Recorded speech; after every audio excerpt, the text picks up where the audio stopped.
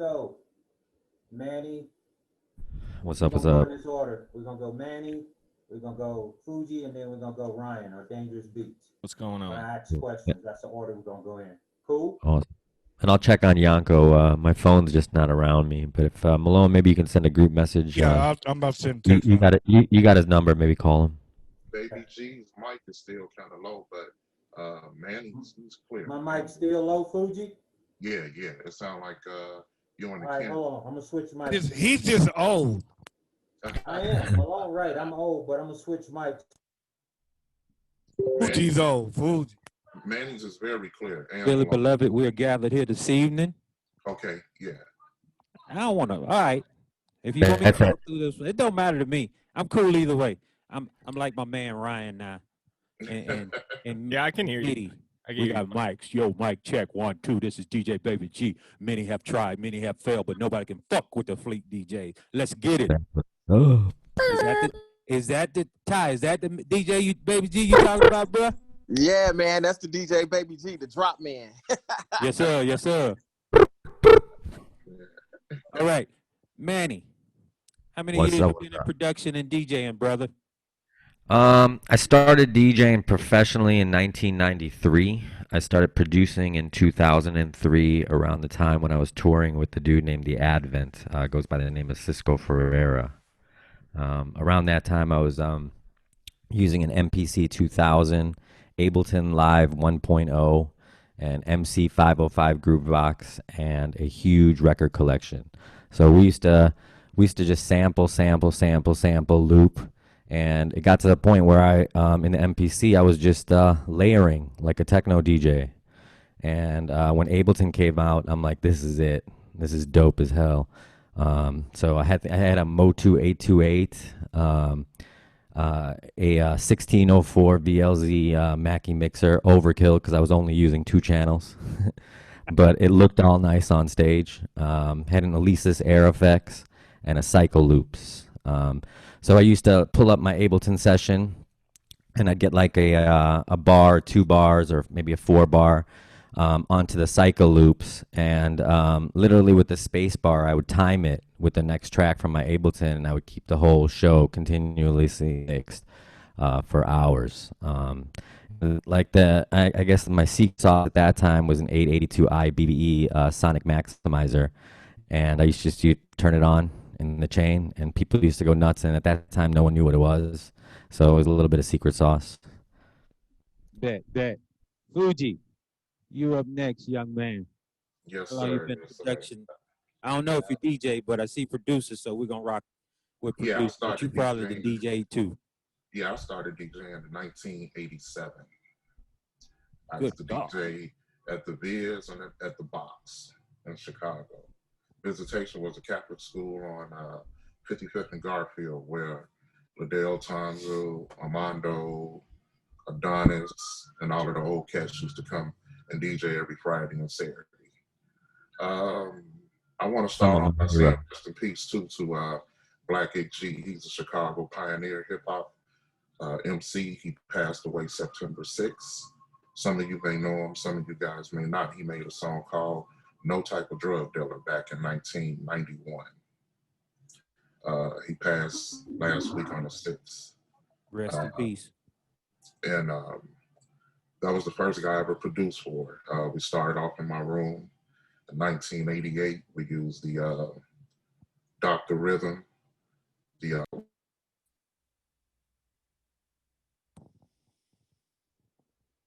You went mute, bro. You put yourself on mute. Yeah, we heard Dr. Rhythm. I think he was talking about that Roland 880 piece. Hell Yeah. I'm sorry. Yeah, we used the Roland 707 and the 909, and we had a 4-track, and that's how we did our music back then. I got my 1200s from Mature Electronics. I don't know if you guys remember them on Kesey, and that's when I started collecting my wax. And from then, we just started producing, hanging out. Me and Wild Style, we DJ'd together before he moved out west. Twister was Mr. Tongue Twister hanging with us. We had MC Brains, Robert Payton, Peter Markham. So we had a bunch of producers with us on 55th and Emerald when we started off. And I've been doing music ever since. Okay. Congratulations. Big up to you. Thank you. Dangerous. There's a reason I left you to go last because you can talk, bruh.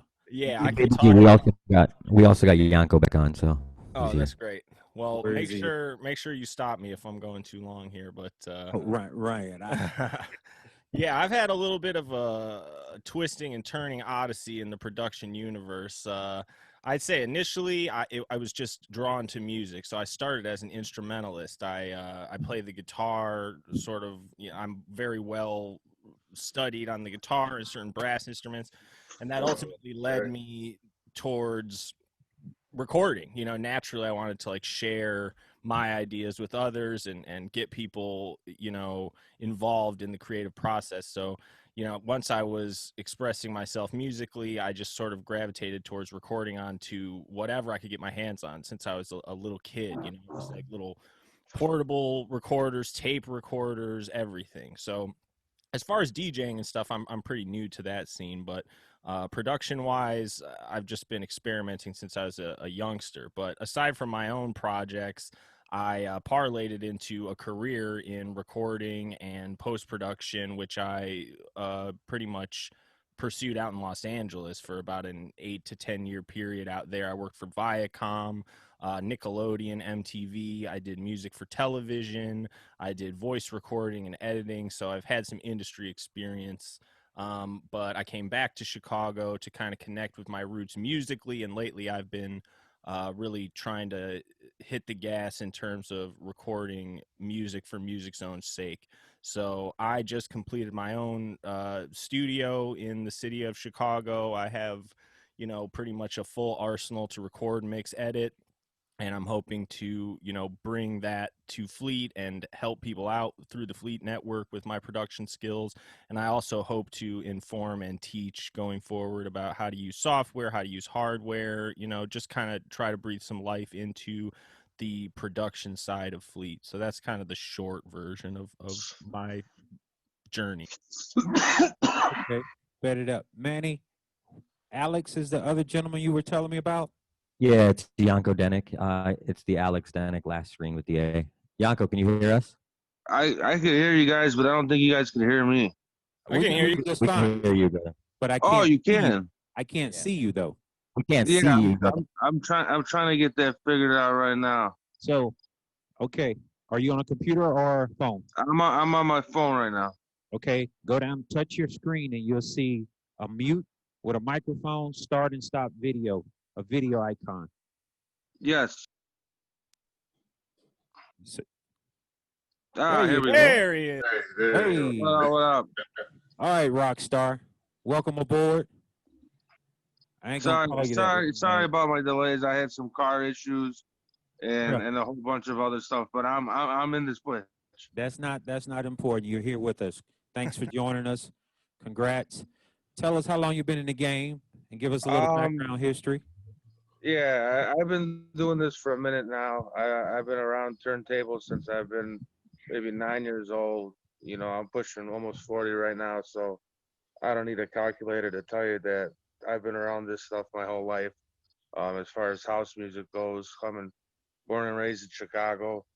My family and I had a couple record stores back in the day that really got me experienced within the game. I got to meet a lot of people now that really made it straight to the top. Um, Twista being one of them. You know, he's probably my prized pupil. Not pupil, but somebody that you know I've seen grow from a youngster up into the mixtape game and basically go down as a legend. But that's only on the hip hop end. I did stuff with Bad Boy Bill back from the GCI days here in Chicago. My family used to do parties with him up on the north side. So like I said, I've been around since I've been listening to music since the Hot Mix 5.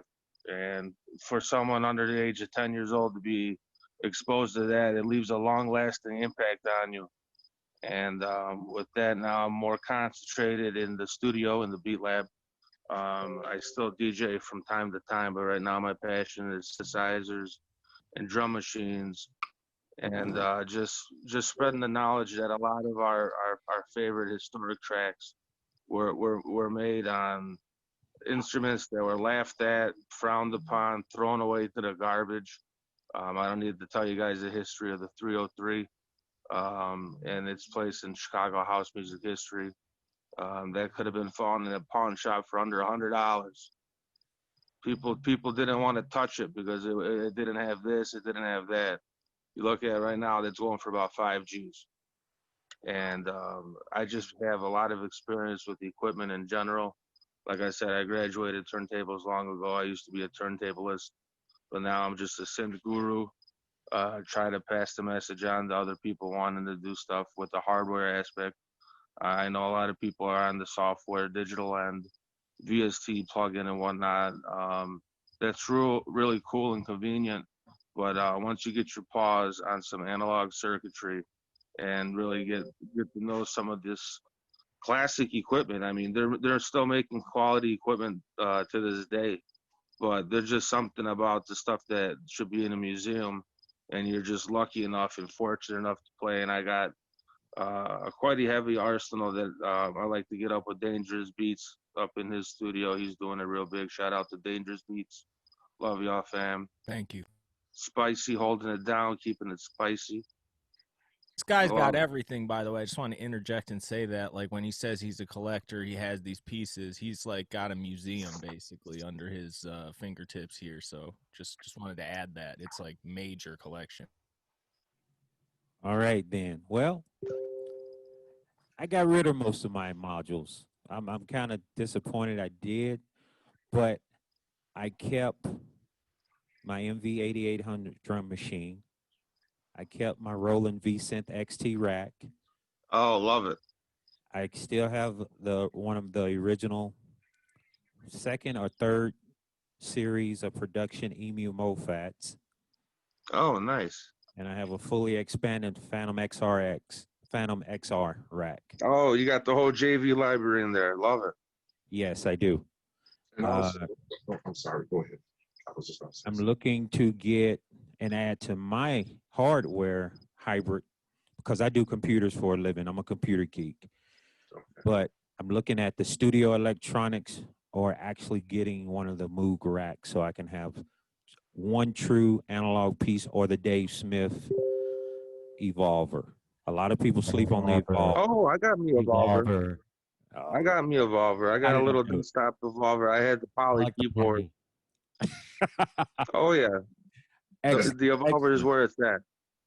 So, drum machines. I formerly owned the MV Nation. That's why I still have the MV 8800. I worked with Jim Stout and Michael Costa. Both of them live up in Denver. I know them personally. We broke bread with each other. So, Dangerous, if you had to have an analog hardware standalone drum machine, what would it be? You only could have one. What would it be? Well, it'd probably be the 808 at this point. I think it's proven itself extremely useful. You know, we're talking perfectly analog. Because, you know, an MPC or something like that, that's type. I consider that digital. You know, if we're looking at like analog drum machines. That's analog. Yes, Fuji, sir. Fuji, the MP6. Yes, sir. The second one. That's the 60. That's the 60. Sir. I got a lot of vintage gear too. I'll take a 40,000. Love it. Manny. I'll What take would be your a one 4,000. drum? If they told you you could have one drum machine, what would it be? 4,000. MPC 4,000. You don't 4,000. consider that digital? No. Not. It's digital once you put the ADAT card in it, and it does 24-bit 96K. It's the highest resolution MPC that Akai ever made. Yeah, it's Right, it's but clean. those are still just PCM audio, right? Like if we're talking analog, are we talking analog? Right. I mean, if we talking samplers, you know, the EMU 1200, you can load an 808 kick in there and really knock the house on. And granted, it's not a 808. Samplers is something else entirely, but it could be definitely put up in the same discussion as hardware samplers. But Baby G, I'm I'm sorry. The EP, you're right. Alex, you're truly right. All of the EMU, the EPS 1200, the EPS, the Ensoniq ASR 10s, all of those are just as powerful, if not more Yes, sir. powerful. And I still have You my know, Ensoniq what? Yes, XP. sir. ASR You know, 10 was running what? Almost 3,000, 27, $23,000 brand new. Yep. So Yep. But you know what about? I mean, real quick about the ASR. I'm gonna tell you why that became a cult legend. I mean, Kanye used it along with Chico DeBarge. I mean, a lot of guys from the olden days to the newer cats have been using it. But what's cool is the effects section that's included in there. Many people don't know the Ensoniq made a DP4 rack. It was a multi-effects rack.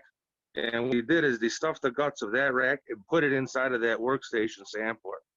So a lot of that flow and a lot of that mojo that you hear out of the ASR, it's not really the sampling engine per se. It's pretty clean sounding when you compare it to a 60 MPC 60, but it's really the effects section that really makes that sampler shine. And it's still worth getting today, or the DP4 effects rack if you want to just take the digital end out of it. The effects, look into the Ensoniq DP4. It's the guts of an ASR. yep, You know, you're right. Also, I love that. But Also- Baby G, you know, sorry to interrupt, but like, Go ahead, bro. I love the MPCs because of song mode. You know, because we all create, and you know, we're DJs, so we start layering tracks. You know, we get track 1, track 2. You start messing with the kick, you start messing with the clap. All of a sudden, you got like 16 tracks in your MPC, and it was really dope for me just to go into song mode that I learned a long time ago, and just all of a sudden, bam, it's playing me a song. But all in all, I know it's dope to stay analog. I would love that Machine Studio, the standalone, right now to play with. As much as we all like to stay analog, it's cool to keep it like future forward as well. No doubt. no doubt. No doubt. So let's go. Let's look at software. The software, not the software you use, but the software that you wish you would have started your career on. Let's flip the script. Not what you know now, but with all the stuff you do know, do you wish you could have started when that piece of software was version 1? Go ahead, Fuji. I started off with Acid Pro and Sonar, Yep. and then I moved to Pro Tools. I think when I had Pro Tools, it was just Sound Tools, or it wasn't even titled Pro Tools. But I wish I would have started off with, or kept up with Sonar. I was digging Sonar and Acid Pro for a long time. I just love the way I can maneuver with it. But I'm not a PC person anymore either, so I've been using a Mac since the G. You have to have G3. both. Shame, for shame. I'm joking, bro. I got both. I love both. Manny, go ahead, bro. Repeat the question, man, again. Sorry. Not the You're software talking you about- use now, Okay. but with all the knowledge you have now, what would have been well, the software you wish you would have started with? I started with Cubase long time ago, and then when Ableton came out, I was all Ableton from the beginning. But I wish I spent more time in Pro Tools, to be honest with you. Okay. Alex? Yeah, brother. I started off on Sonar as well. Then I took the plunge into Pro Tools, and I really never looked back ever since Sonar got discontinued. But it's actually up and running one more time. BandLab. Bandcamp. Bandlab. Yep. Bandcamp. They picked up the assets of Cakewalk, and they're actually offering it for free. Right now, all what you would need is a PC computer and this incredible free software. Sonar is, if not the best DAW ever created, period. Because it takes Cubase elements, it takes Pro Tools elements, and it puts it all in one. It's one of the only programs that I see that MIDI has not been skipped, or it's not an afterthought. Like Ableton Live was pretty much audio only in the beginning, and then they got MIDI involved, and the MIDI jitter and all the other programs were questionable, where Sonar and Logic were the tightest MIDI sequencing. The timing, latency is really important when you're running external drum machines, the clock tempo, that you really can't get away with any type of MIDI jitter. And Sonar had some of the best clock in the game. And I wish I still had a dedicated PC running some stuff right now. But now I'm a Mac guy running Ableton and Pro Tools still. But I wish I could port Sonar into a Mac. You can. Virtual environment. If you could do it through like the boot camp or whatnot, I know there's fancy tricks of getting PC stuff to work on a Mac. But if I had one wish or desire, it'd get Sonar up on the Mac platform. That'd be a blessing. We'll work on that because, like I said, I have both platforms. I still have my original Sonar disc downstairs in the basement. I still have my Asset Pro 2 CDs and disc downstairs. I still have my eMagic Logic when it was named eMagic downstairs. So yeah, guys, all that software, I still have I have a operational dual core AMD that I can run all that stuff on with XPN.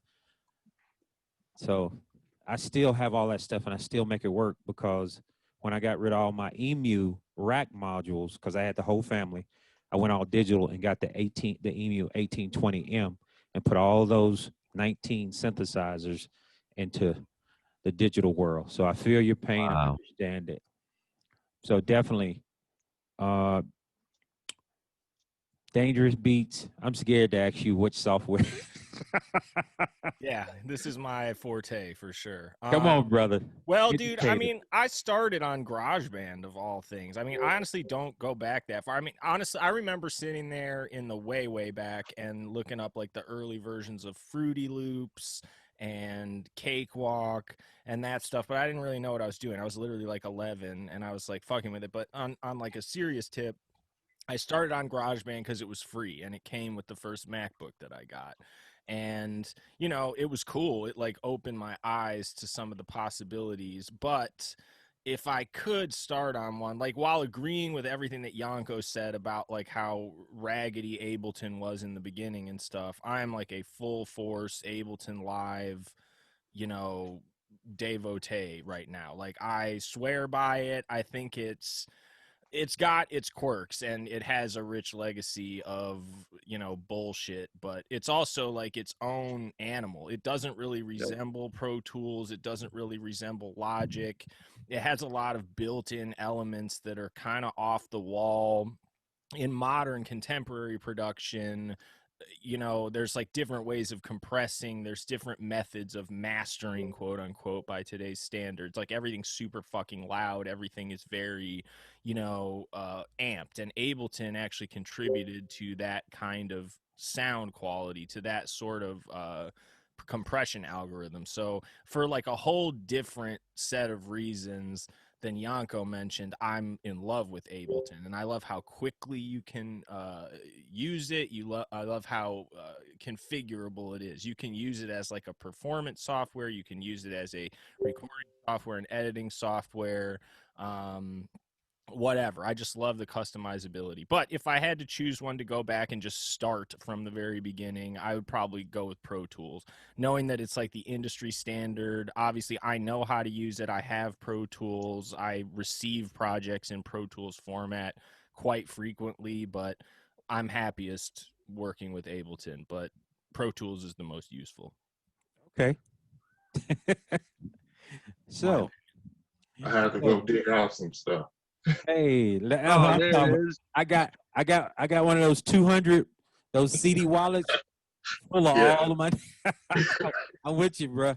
That's in the museum right there. Oh yeah. Yeah, yeah. Oh my. But Ableton, just some of the history. Ableton paid the same company that Sony paid for time stretching. Asset Pro, Ableton, Sample Tank, Sequoia, programs you don't hear a lot about. Nuendo, all are making this one country rich as monkeys. Algorithms, man. And then Pro Tools got smart and said, I'm gonna make audio even better. I'm gonna invest in some quality time stretching. But everybody slept on the program called Reaper for years. Oh, Reaper's good. So Free or cheap? it's Think free. free. You want the next license up, it's like $60. You buy the commercial license, it's only $250. It's worth it. I've heard nothing but good things about Reaper, and Yeah, it's a lot super easy to use. A lot Yeah. of guys out here in It's Vegas, user friendly. they use Reaper and they use what is it? What is that? Audacity or something with an A. Audacity. Audacity, another Audacity. free software. Audacity is one of the best audio editors. And now that they enabled it to use third-party plugins, Yeah. it's bananas. You can link Audacity and Ableton, so when you hit edit clip, it opens up Audacity. So Yep. You can do that with Isotope RX too. You can do all kinds of crazy. Yep. But Another great thing about Ableton. Isotope ain't free. And also, No. I want to give you guys some quality music too before it ends. I'm gonna ask DJ Malone for you guys information. I found one of my old DATs that me and AG did back in the 80s with RBX, MC Brain, when Twister Wow. was Mr. Tongue Twister. I would love that. When Fast Eddie was dealing with my guy, Cool Rock Steady. Oh shit. There's a lot of unreleased music on here, so I'm looking for a DAT player on eBay now so I can retrieve these. Wow. Send it out to each one That's of you guys. crazy. Some real hip hop from the 80s and 90s. I would love to hear some of that music also. Yes. Yep. Sign me up. Oh, most definitely. Sign me up for that. Anything hip house related, sign me up. Tascam, That's my roots. Tascam front panel D830 MK2. It's for bid by now. It's like $200 or $300 on eBay since you asked. Where I got computers all in my room. That's what I do. Dangerous. What's up? What did you say it was? I'm sorry. It's a Tascam DA30 MK2 DAT machine. Okay, thank you. Yep, it's rack mountable. Yeah, that was industry standard. Yes, sir. I used to have one. MK32. My son decided to get hyperactive and run around the basement one day, and I was moving stuff, and he caught the milk crate, and it went. Oh. Oh no. Oh. Yeah. You said hyperactive. I started thinking of the Acid Samoans, Acid Well- Stomper from Chicago. Sorry. I'm proud of both of my babies. Both of them joined the military, so I love them and miss them greatly. Dangerous. What would you tell a young producer starting out in this industry? Your top 3 things you would tell them Top 3 things. Okay. Well, that are non-negotiable and not optional. okay. Top 3 things. Well, first of all, relationships matter more than anything else. So always focus on building quality relationships with an artist, with anybody who you're doing business with. You know, it's all about maintaining and, you know, developing quality relationships. Secondly, you know, really don't get caught up in sort of this thing that happens. Daniel, what's the deal? Because I'm gonna do a show. This What's thing the that deal? Because I'm happens gonna do a show. to Hot mic, Arch. Go on mute for me, please.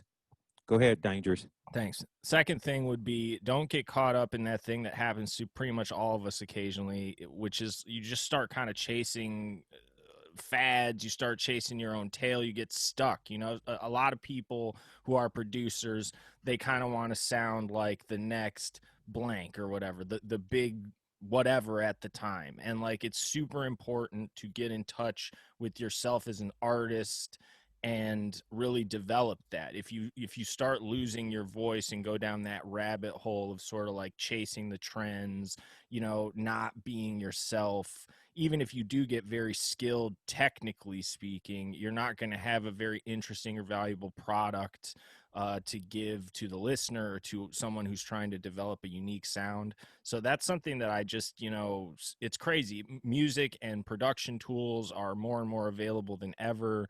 But nowadays, everybody just kind of sounds like everybody else by and large. And it's sort of a byproduct of advertising and all this other stuff. But, you know, it's almost hard to find things that are interesting and kind of stand on their own 2 feet. So that's something that I think is important. And then thirdly, I guess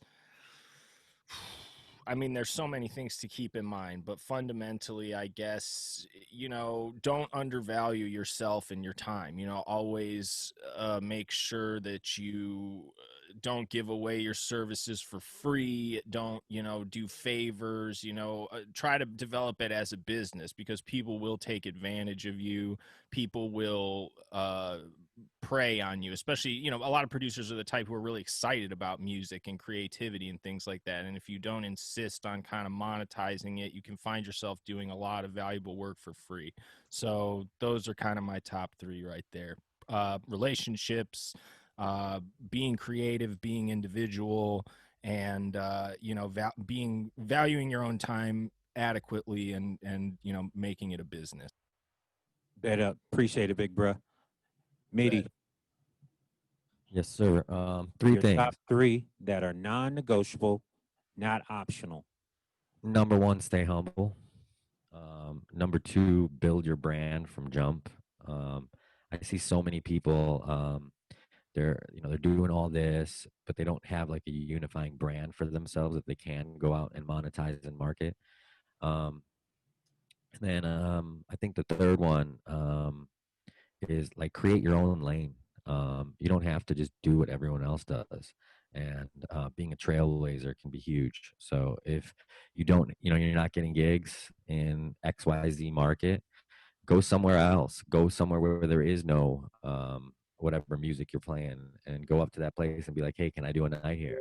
And start with 5, 10, 20 people, and soon you'll see, and I've done it multiple times in my life, you'll create your own scene. So create your own lane. Those are my three. Fuji, your three, brother. Okay, my three. Okay, my three. Not to follow a trend and be original, and to distinguish what a producer is and what a beat maker is, because they're two different topics. And I wish they would do that for the hip hop award shows as well, because they categorize everything as one when they're separate entities. Because a beat maker gives you a beat. You have to come up with the concept, the idea. A producer helps you produce a song. We're going to do vocal arrangements. We're going to write it this specific way. We're going to have the ad-libs and the chorus sounding like this. I want the strings like this. So Young Chop will be a beat maker. Dr. Dre will be categorized as a producer. He knows how to produce a song. Young Chop only knows how to produce a beat. Not being disrespectful, but just showing the categories. Just like with MCs. MCs are different from rappers. Rappers today, I call them hookers, because they're not rapping about anything. They're just putting words together, but they have a catchy hook. MCs come with metaphors and a concept. Everything that chorus is saying, chorusized to the first and second verse.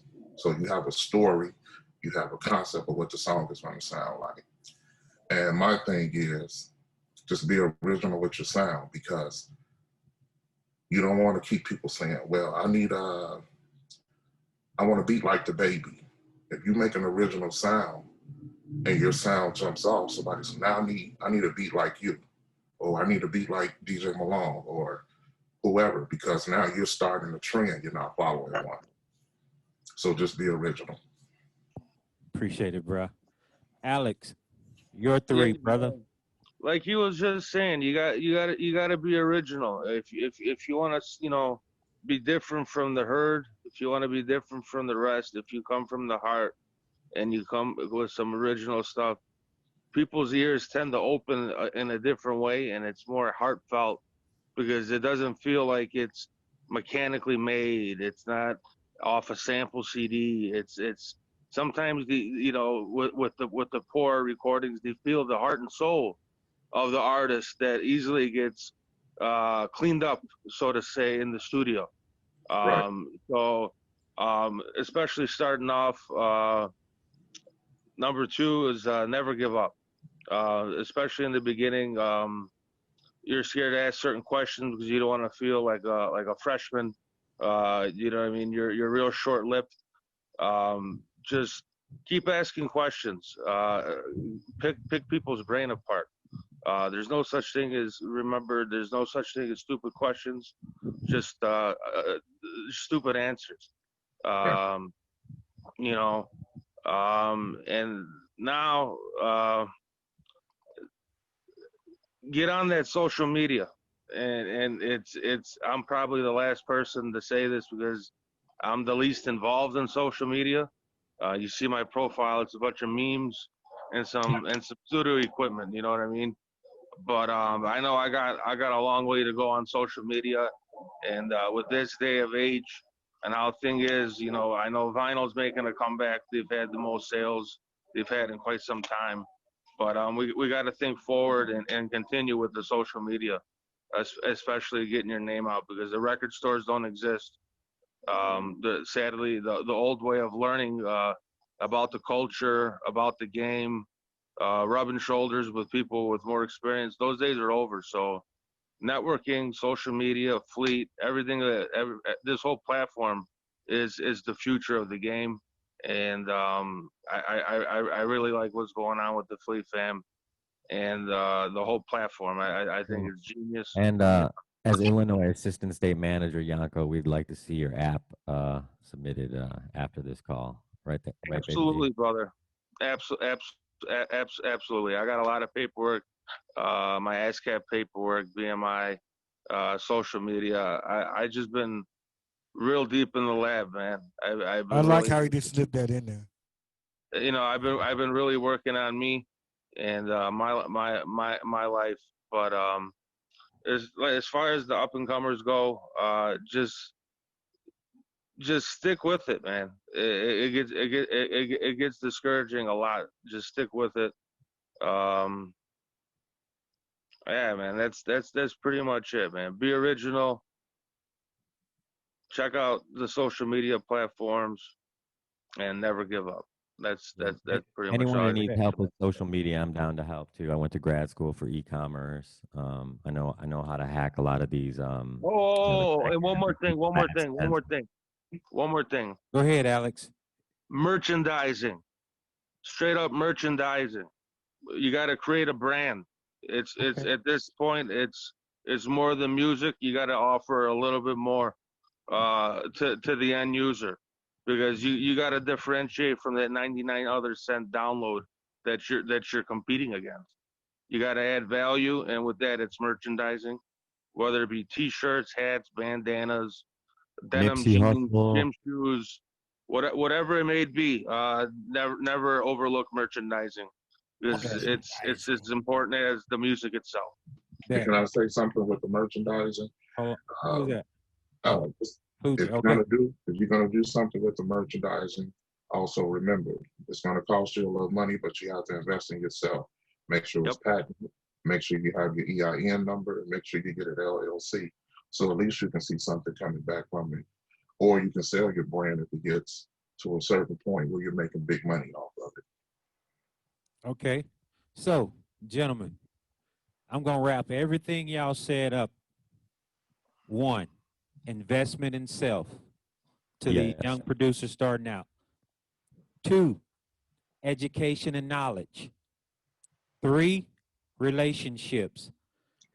Those are the 3 from all 4 of y'all summarized into 3. Right. Y'all broke those 3 down into details.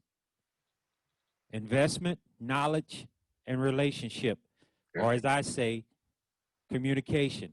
Effective bi-directional communication channels will be the success to anything you do. And as Manny did his shameless plug for Alex, www.fleetdjs.com, top left corner, submit application, pick DJ application, producer application, or whichever, or all of them. Shameless plug for your application, Alex. Big ups, bruh. So, Manny, young Yes, sir. Mm-hmm. No details, but give me your 5 favorite genres of music real quick. My favorite genre of all time, I think, is definitely techno music. I said no details. Listen to Linda. 5. Techno, then hip hop, then house, then down tempo, and then Bollywood music. Fuji, your 5. Hip hop, neo soul, techno, electronic dance music, and house music. Dangerous, your 5. Ooh, okay. Jazz,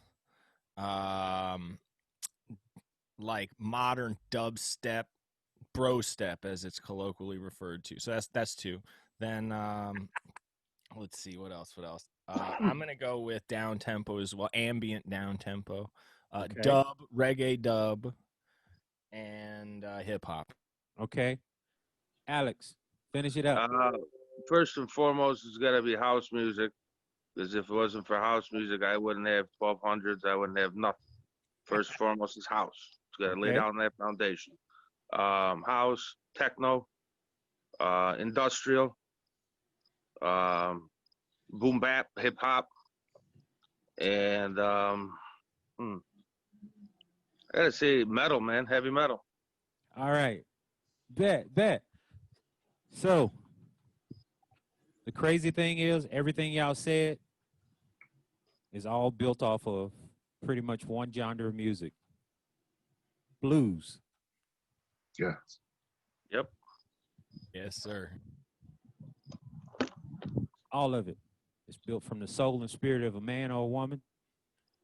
And then they just started changing it when somebody felt a different way, a different vibe, a different mood. Who But was the first rapper?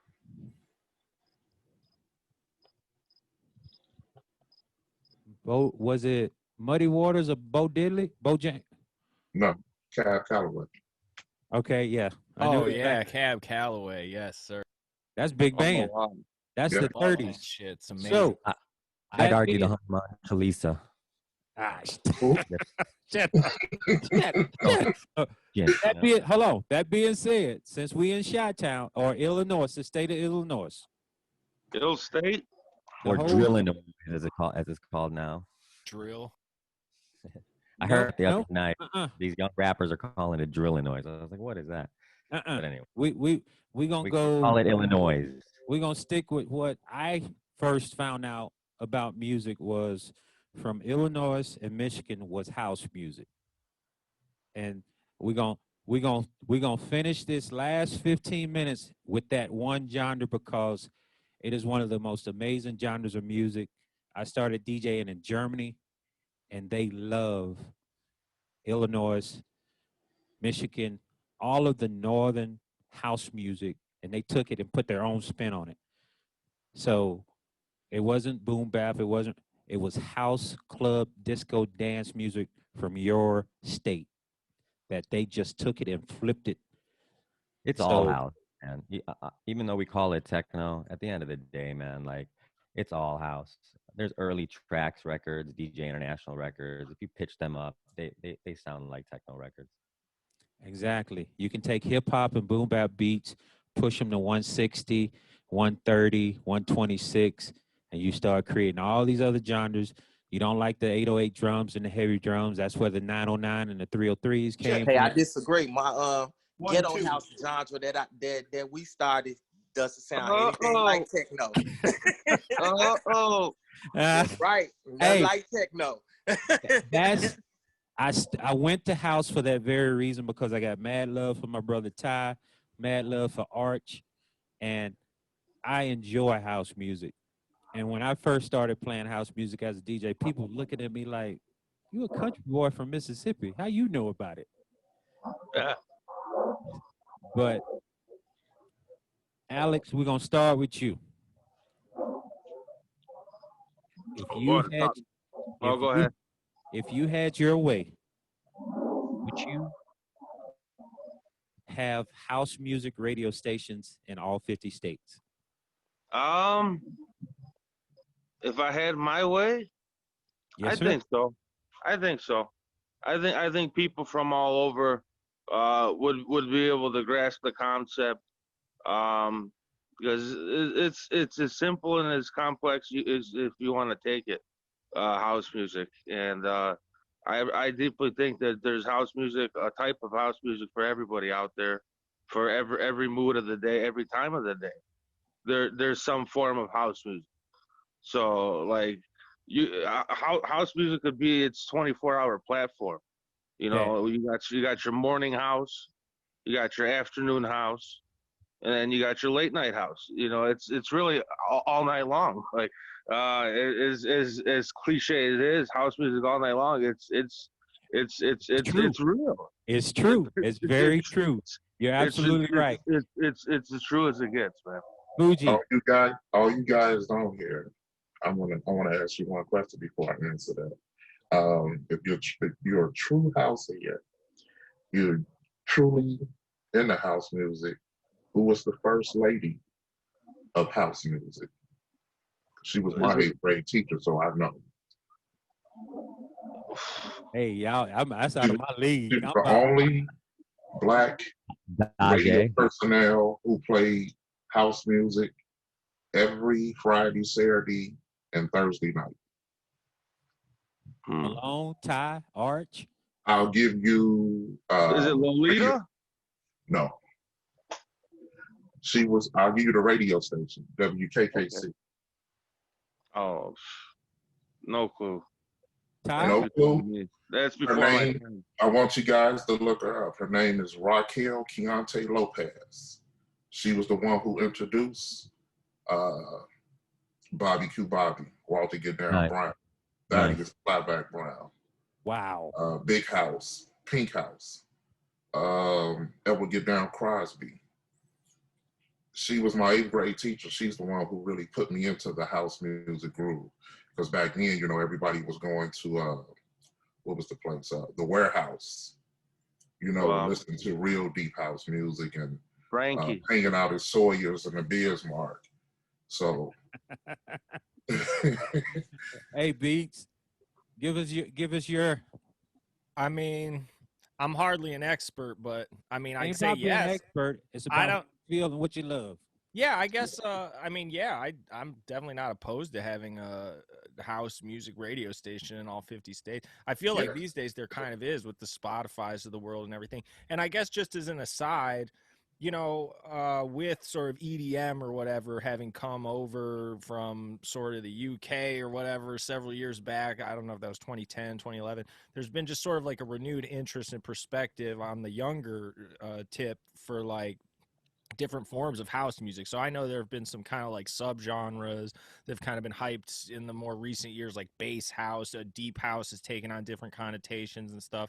But I think that's kind of cool. And I think it sort of proves that house music just survives. Like there's trends, there's fads, but house kind of mutates. It sort of survives everything. And I'm not an expert on the legacy, but I've seen it sort of grow and shift. And it's an exciting platform. In a lot of ways, it's just danceable music. And I don't think anybody's ever going to get tired of it, you know?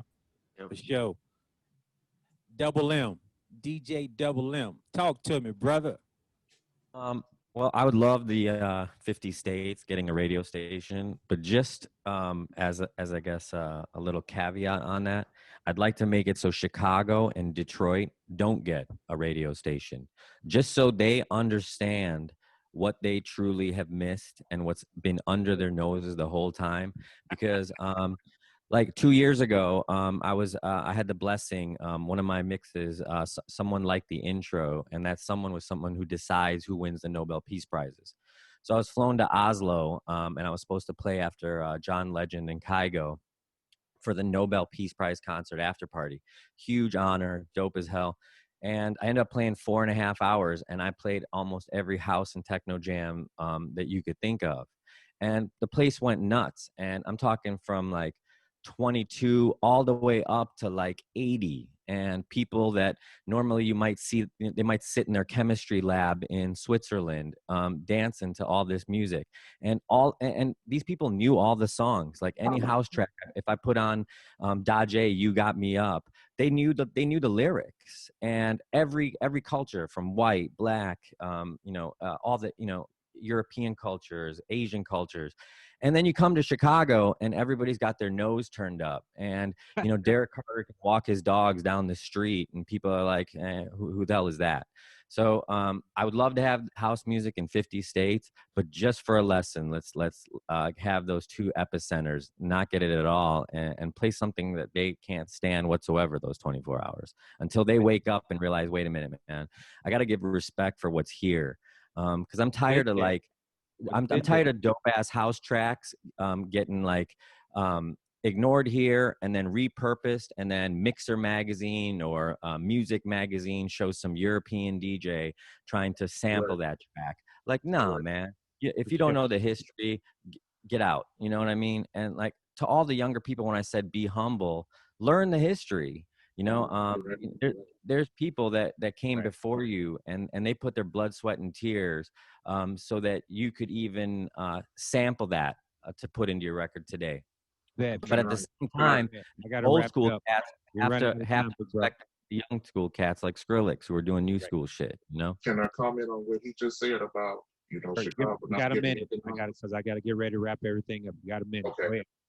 I was just going to say, he's very correct in that, because if you remember, Steve So Curly was doing a lot of remixes for Madonna and everybody back then, and he didn't get the recognition he did. Then all of a sudden, somebody out of the UK did one remix, and he's world famous. You know, Chicago didn't get the recognition they needed, you know, for doing the remixes as well. Pat. So, Alex, Dangerous, Fuji, Double M, put all your contact information, because this is a networking platform. You see my information. You got it all behind me. Yeah, I'm sending you guys friend requests now. So, I'm MannyMidi.com. All my social media is on there. man, Connect with quit me. being lazy and I'm a just type serial in networker. so I can save the whole chat. You always want to, man, just do like the brother asked you. Got you. Thank you. I love you too. Go get some of that good whiskey you be drinking. So, on behalf of Fleet DJs, on behalf of the state management team for Illinois, Malone, DJ Manny Midi, the assistant, and the manager for the state, on behalf of the assistant regional manager for the Midwest, DJ Ty, the regional manager, DJ Most Precious, me, DJ Baby G. I am the state manager for the state of Colorado, representing Fleet out here, as you see. Hey, you got all my information up there. I will put it in the chat. But it was an honor and pleasure for y'all to select me to moderate your producers panel and to help kick off your Illinois virtual conference get together and meet and greet. On behalf of that, I say salute, God bless, and thank you for this honor. Malone, it's over to you, brother. Baby G, I appreciate you, man. I really do, man. Hey, I want to say I appreciate everybody for tuning in with the Illinois Music Conference, man. It's been a long time coming due to everything, because basically we're still shut down here. I don't know about any other states, but we're still kind of locked down a little bit. So make sure you guys put your information in the chat rooms and everything else like that. Manny, anything you want to say as far as the assistant state manager? Yeah. As far as Illinois is going, you know, this is just the beginning. You know, we're trying to, you know, catch Indiana. We got DJ Ty of DJ International over there doing some big things. So it's just the beginning, man. We're just starting. Oh, yeah, man. It's love. So next up is the radio panel, man.